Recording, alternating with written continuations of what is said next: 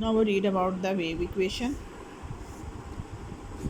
If you have a long string, आपके पास एक long string है जिसमें आप एक स्मॉल एलिमेंट जो कि अलॉन्ग एक्स एक्सिस पड़ी हुई है, आप उसमें एक स्मॉल एलिमेंट ले लेते हैं जिसको हम कर्ली एक्स से रिप्रेजेंट कर रहे हैं, ठीक है।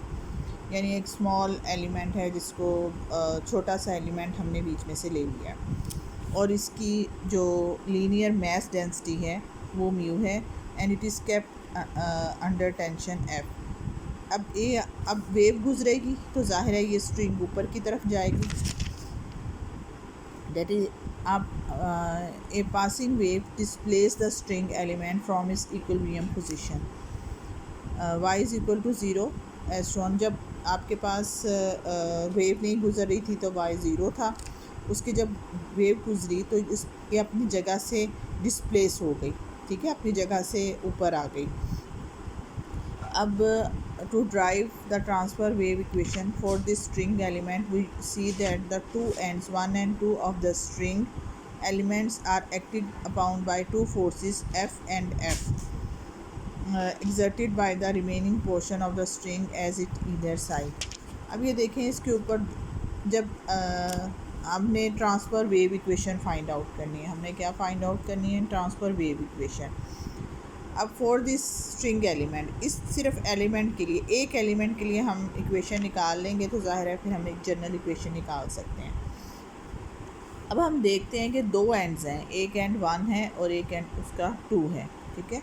एक फोर्स एफ इधर लगेगी और एक फोर्स जो है वो दूसरी साइड पर लगेगी और ये फोर्सेस कैसे होंगी, इक्वल इन मैग्नीट्यूड होंगी, ठीक है। मैग्नीट्यूड ज़ाहिर आपको पता है इक्वल इन मैग्नीट्यूड होती है, अपोजिट इन डायरेक्शन होती है। जब हम मैग्नीट्यूड की बात करेंगे तो दोनों के ऊपर जो मैग्नीट्यूड है वो दोनों की इक्वल होगी, but we have slightly different directions. वही बात है, डायरेक्शंस डिफरेंट होंगी और जो मैग्नीट्यूड है वो इक्वल होगी। Acting tangent to the string at the ends, और ज़ाहिर है इसकी डायरेक्शन आप हमेशा टेंजेंट टू द एंड्स लेते हैं।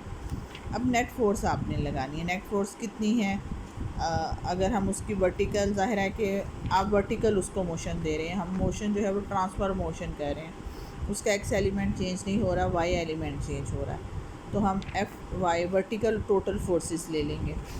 एक तो एफ साइन थीटा 2 होगी, ये देखें आप, जो ऊपर की तरफ है वो पॉजिटिव वर्टिकल कंपोनेंट होगा, जो नीचे की तरफ है वो नेगेटिव वर्टिकल कंपोनेंट होगा। एक एफ साइन थीटा 2 हो जाएगा वर्टिकल कंपोनेंट और एक वर्टिकल कंपोनेंट फोर्स का नीचे की तरफ आएगा जो कि एफ साइन थीटा 1 आएगा। देखिए हम मैग्नीट्यूड दोनों की सेम है, डायरेक्शन डिफरेंट होने की वजह से नेगेटिव साइन आ गया।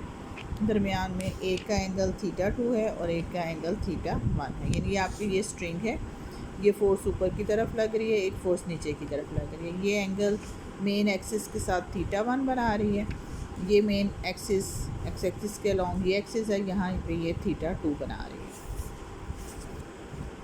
अब उसी तरह हम करेंगे कि कंसिडरिंग उनके स्मॉल डिस्प्लेसमेंट है तो थीटा 1 और थीटा 2 इतने स्मॉल हैं कि हम ये कह सकते हैं कि इनकी साइन की वैल्यू और टेंजेंट की वैल्यू सेम हो जाएगी। कैसे, क्योंकि टेंजेंट थीटा आपको पता है कि sine theta over cos theta होता है, तो कॉस थीटा, क्योंकि थीटा बहुत छोटा है, इतना छोटा है कि नियरली इक्वल टू ज़ीरो है, तो कॉस ज़ीरो जो है वो 1 हो जाता है, तो so tangent theta is nearly equal to sine theta, यानी ये बहुत स्मॉल वैल्यू है, तो टेंजेंट थीटा और साइन थीटा इक्वल कर लेंगे।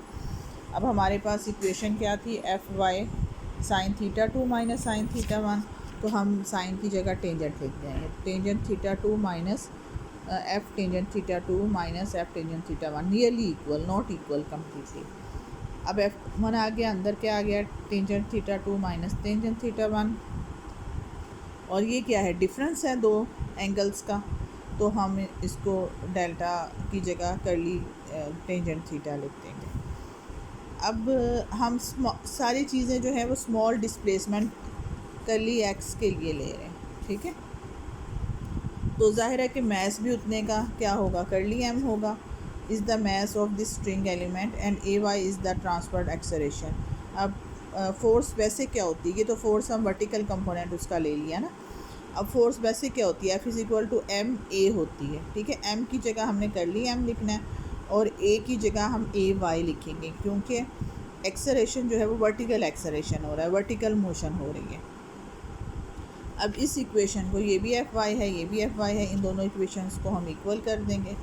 अब पीछे क्या रह गया आपके पास, कर्ली एम आपके पास लीनियर मास डेंसिटी है for that element, small element, तो sorry mass of the element है। और म्यू जो है वो क्या होता है, equal, mu is equal to mass over length होती है, लीनियर मास डेंसिटी, मास पर यूनिट लेंथ। अब m जो है वो क्या है, कर्ली m है, ठीक है। लेंथ हमारे पास क्या चीज़ है, स्मॉल लेंथ है, dx है। अगर हमने m को अकेला करना है तो ये चीज़ इधर आ जाएगी, म्यू dx हो जाएगा, ठीक है। अब हम इसकी जगह, मैथ्स की जगह हम ये वाली इक्वेशन लिख सकते हैं।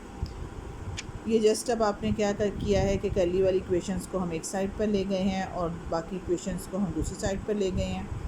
अब टेन थीटा क्या होता है, y over x, curly y over curly x. हम टेन थीटा की जगह उसकी वैल्यू लिख देंगे, curly y over curly x, और ये आपके पास बाकी इक्वेशन आ गई, म्यू एफ आ गई।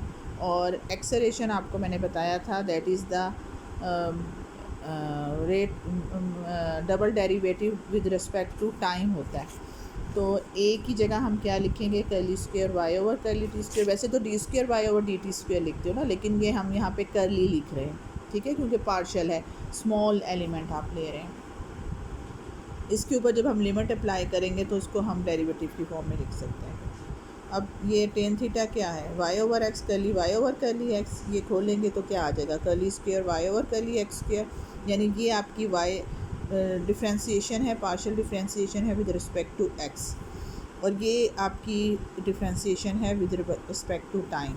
अब हम अगली लिमिट अप्लाई करेंगे। लिमिट में हमने क्या कहते हैं कि हम curly x approaches to zero, इधर भी अप्रोचेस टू ज़ीरो है, तो ये आपके पास क्या आ जाएगा, curly square y over curly x square, that is equal to mu f curly square y over curly t square. इसमें अगर हम ये जो म्यू ओवर एफ है, velocity is equal to f over mu square root होती है, ये एक हमारे पास रिलेशनशिप है पीछे से निकाला हुआ, तो हम इसकी जगह 1 ओवर वी स्क्वायर लिख सकते हैं। ये आपके पास, this is the general form of the wave equation, and this is very very important wave equation.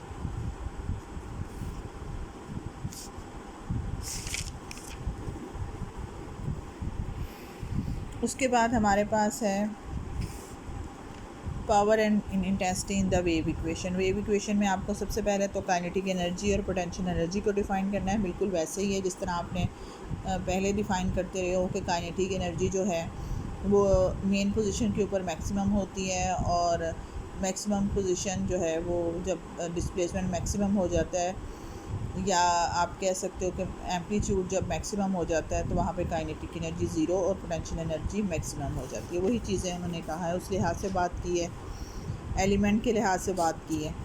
As the element of the string of mass d m oscillating transversely in simple harmonic motion, क्योंकि ये कर रहा है, तो as the wave जब pass through करेगी तो kinetic energy जो है वो ट्रांसफ़र वेलोसिटी यू होगी, और string element moving through its mean position के ऊपर वेलोसिटी मैक्सिमम होगी, and hence the kinetic energy are maximum. और एक्सट्रीम पोजीशन जब वाई डिस्प्लेसमेंट एम्पलीट्यूड मैक्सिमम होगा तो वेलोसिटी जो है वो ख़त्म हो जाएगी और काइनेटिक एनर्जी भी ज़ीरो हो जाएगी।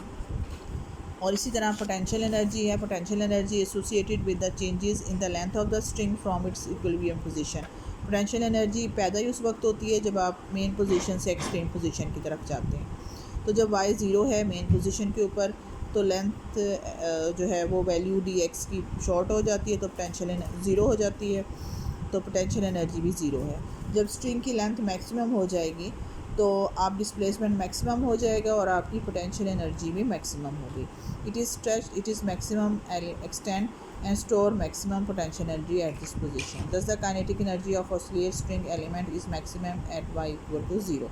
यानी जब एम्पलीट्यूड ज़ीरो होगा तो काइनेटिक एनर्जी मैक्सिमम होगी, और जब y एम्पलीट्यूड मैक्सिमम होगा, y is equal to y m होगा, तो आपकी पोटेंशियल एनर्जी जो है वो मैक्सिमम होगी।